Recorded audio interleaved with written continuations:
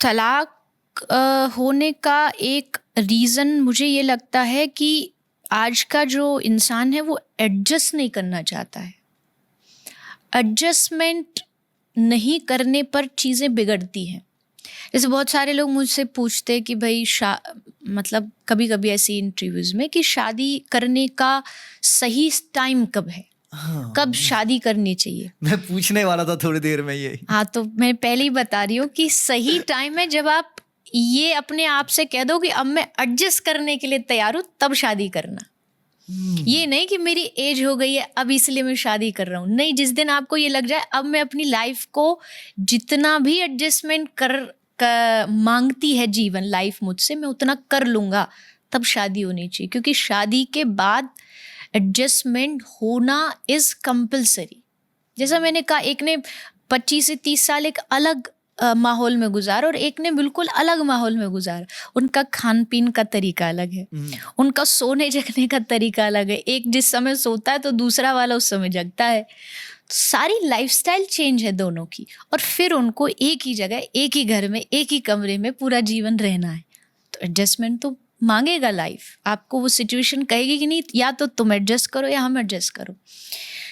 कोई भी रिश्ता तब तक चलता है जब तक उसमें कोशिश जारी रहती है, उसमें आप प्रयास करते रहते हो। और प्रयास मतलब एक तरफा नहीं, एक तरफा प्रयास तो आगे जाके गाड़ी पटरी से उतरेगी।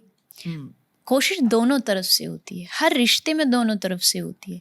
दोनों ने सोच लिया कि हमको इस संबंध को बचाना है, डाइवोर्स, तलाक तक इस रिश्ते को नहीं लेकर के जाना है, तो there are so many options. आप कोशिश कर सकते हैं कि एटलीस्ट आप इतना भी कोशिश कर सकते हैं। मैं तो यहाँ भी कहती हूँ कि आपका जीवन भगवान का दिया हुआ है। आप सोचें कि ठीक है, आप दोनों भगवान की सेवा करेंगे, भले अलग अलग करेंगे, लेकिन समाज में जो एक उससे हम बच करके रहेंगे। पर ये वही आदमी कर सकता है जिसके भीतर आध्यात्म होगा। इसके लिए मैं हमेशा कहती हूँ कि दोनों पुरुष और लड़की में आध्यात्मिकता होना बहुत जरूरी है। लड़कियाँ एक टू डू लिस्ट बनाती है ना कि राजकुमार हो, फलाना हो, ऐसा हो, वैसा। उसमें पहली प्रायोरिटी पे ये लिस्ट रखिए कि वो भक्त होना चाहिए, वो आध्यात्मिक होना चाहिए। क्योंकि आध्यात्मिक होगा तो एडजस्ट करना जानता होगा। आध्यात्मिकता आपको समझ देती है। तो अब अगर वो आध्यात्मिक होगा तो मुझे पता, मैं ऐसे बहुत सारे दंपति जो कपल्स होते हैं, हम उनको जानते हैं कि उनके जीवन में वृंदावन वास करते हैं, दोनों भजन करते हैं, सुबह शाम जाके भगवान के मंदिर का दर्शन करते हैं, और उनका जीवन जो है भगवान से जुड़ा हुआ है। तो ऐसे जो जीवन वाले जो कपल्स होते हैं ना, तो वहाँ फिर एक कंफर्ट लेवल बढ़ जाता है। वहाँ फिर चीज़ें, मान लीजिए मेरे पसंद की नहीं भी हो रही तो मैं झुक जाऊँ, उनके पसंद की नहीं हो रही तो वो झुक जाए। झुकना ज़रूरी है, पर दिक्कत ये है आज कोई झुकना नहीं चाहता। बिल्कुल। और जितनी स्टिफनेस रहेगी, धागा उतनी जल्दी टूटता है। जितना आप खींचोगे उतना जल्दी टूटेगा। थोड़ा सा छोड़ दोगे ढीला तो टूटने के जो चांसेस हैं वो घट जाते हैं। तो तलाक होने का कारण ये है कि दोनों तरफ से धागे को खींचते जा रहे हैं, बस उसको ढीला नहीं छोड़ते, ईज नहीं देते। लाइफ में ईज होना, कोई भी जीवन हो उसमें एक ईज का होना बहुत ज़रूरी है, थोड़ा ढीलापन ज़रूरी है, तभी ये ख़त्म होगा। नहीं तो देखो, जैसा आपने कहा, पहले हमारे समाज में तलाक, डाइवोर्स ये कोई जानता भी नहीं था। रही दूसरी बात, आपने एक मायके वाली बात भी बोली थी, वो भी बहुत अच्छी बात है। उसमें हर चीज़ का पॉजिटिव नेगेटिव होता ही है, तो एक पीछे से सपोर्ट रहे वो बहुत अच्छी चीज़ है। लेकिन उसके कारण ये गलत भी ना हो कि अच्छा ठीक है, मुझे तो पता है, मैं तो छोड़ के जा रही हूँ, मैं मायके चली जाऊंगी, तुम देखते रहियो। नहीं, अगर आपके माता पिता ने एक जीवन साथी चुना है तो इसका मतलब है आपको कोशिश करनी है कि सारा जीवन उसके साथ बिताना है। और एट दी एंड अगर किसी कारण से आपका जीवन का सुकून, मन की शांति, आपका सुख सब अगर खराब हो रहा है तो फिर आप दूरी बना करके अलग अलग रहिए, अपने जीवन को जैसे आप चला। वो एक लास्ट ऑप्शन मैं कहती हूँ, क्योंकि प्रेशराइज भी नहीं है। अगर आप एक घर में दिन रात लड़ भी रहे हैं तो भी आपका जीवन बर्बाद ही हो रहा है। इससे अच्छा एट दी एंड तो आप यही करें कि आप दोनों अलग रह करके, तलाक की नहीं बात कर रही मैं, शायद एक चांस है कि आप आगे चल के समझ आ जाए, या दूरी हो तो आप अपने रिश्ते को थोड़ा समय दे के समझ पाओगे, तब आप दूर रह के वो अपना काम, आप अपना काम कर सकते हैं। अब बस इसमें अगर ये आ जाता है कि कोई मेंटल एब्यूज हो रहा है या फिजिकल एब्यूज हो रहा है, जी। तो तब ऐसे में तो अलग होना ये सही है। एक्सट्रीम कंडीशन, ये एक्सट्रीम कंडीशन है, यहाँ इसमें तो कोई आप कह, यहाँ मैं ये नहीं कह सकती कि नहीं आपको कोई मार रहा है तो आप सह लो, एडजस्ट कर लो, कॉम्प्रोमाइज कर लो, नहीं, ये यहाँ पर हम बोलेंगे तो हम गलत होंगे, क्योंकि एट द एंड जीवन आपका है, जीना आपको है, खुशी से आपको जीना है, भजन आपको करना है। अब हमें उस समय ये चुनना पड़ेगा कि नहीं, मैं ये नहीं सहन कर सकता, क्योंकि एक लेवल ऑफ पेशेंस होता है, हर आदमी का होता है, किसी का थोड़ा जल्दी होता है, किसी का थोड़ा बाद में होता है।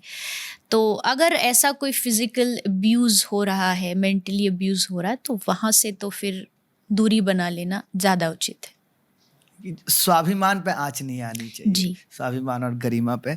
और एक इसी में जब हम स्वाभिमान, गरिमा और एक औरत की स्थिति की बात करें, तो एक मैं अभी कुछ मथुरा के कुछ गांव में गया था, थोड़ा यूपी के भी गांव में अभी कुछ टाइम पहले जाना हुआ, तो एक पर्दा प्रथा देखने को मिली आज के टाइम में। हाँ जी। कि मतलब इतना औरतों को इतना घूंघट रखना होता है। ये इसका आधार क्या है और क्यों घूंघट रखा जाता है हिस्टोरिकली भी, और आज भी क्यों है ये घूंघट की प्रथा? ऊपर से ससुर से बात नहीं कर सकते है ना, उनको कोई जवाब नहीं दिया जा सकता, मतलब एकदम वो बड़ी कंट्रोल्ड सी फीलिंग आई मुझे वहां पे जो महिलाएं। मैं भी जिस गांव से हूँ वहाँ आज भी चलता है। हमारा जो गांव है, मेरे इवन मेरी जो खुद की माता जी है, वो भी घर में नहीं, थोड़ा अब तो बाहर ज़्यादा निकलेंगे, फिर भी अगर वो गांव में जाएंगी और कोई बड़ा मिलेगा तो घूंघट करती है। कुछ ये कह लीजिए कि एक पुरानी परंपरा चली हुई है उसको निभाने के लिए, लेकिन मैं तो उसके समर्थन में बिल्कुल नहीं हूँ। मेरे भाई की जब शादी हो रही थी तब भी यही चर्चा चल रही थी कि भाई करेगी कि नहीं वो जो लड़की आएगी, तो हम पूरे परिवार इसी सपोर्ट में थे कि नहीं, क्योंकि सम्मान देखिए हम जानते दिल से होता है। और अगर घूंघट, अच्छा चलिए घूंघट सम्मान का ही प्रतीक है, मान लिया जाए कि ये लोग कहते हैं भाई सम्मान है ये, अगर सम्मान का ही प्रतीक है तो फिर तो बेटे को पिताजी से घूंघट करना चाहिए। सम्मान तो उधर भी चाहिए, सम्मान तो उधर भी है, एक बेटी को माँ से भी करना चाहिए, क्योंकि भाई मैं तो आपका सम्मान करती हूँ। और जैसा आपने कहा, मैंने देखा है कि घूंघट करके अपशब्दों का उपयोग ससुर जी के लिए कर रही हैं, सासू जी के लिए कर रही हैं, और कह रही है कि ये घूंघट सम्मान है। नहीं, तो ठीक है, एक समय था, ब्रज में आज भी चलता है, लेकिन कभी कभी समय के साथ बदलाव आना ज़रूरी है। और ये सारे बंधन हमेशा लड़कियों के लिए क्यों होते हैं? मतलब एक महिला ही इस बंधन में हमेशा क्यों बनती है? मैं ये नहीं कहती कि बंधन नहीं होने चाहिए, मैं खुद सपोर्ट करती हूँ कि जीवन में एक मर्यादा, एक लाइन ड्रॉ हर एक आदमी को करना चाहिए, लेकिन सबको, नॉट जस्ट कि भाई ये एक विमेन है, महिला है इसीलिए, एक लड़की है इसीलिए। लड़कियों के कितने अधिकार उनसे छीने जाते हैं। मुझे लगता है एक लड़की का सबसे पहला, उसकी जो खुशियों का अधिकार जो छीना गया, वो उसके पैदा होने की खुशी छीनी जाती है। बेटा होगा तो ढोल नगाड़े बजेंगे, मिठाइयाँ बांटी जाएंगी, और बेटी हो गई तो सबसे पहला उसका अधिकार छीना गया, उसके जन्म लेने की खुशी छीन ली जाती है। अगर कोई किसी को बता भी रहा है फोन पर, तो मुंह लटका के ही बताएगा कि लड़की हुई है।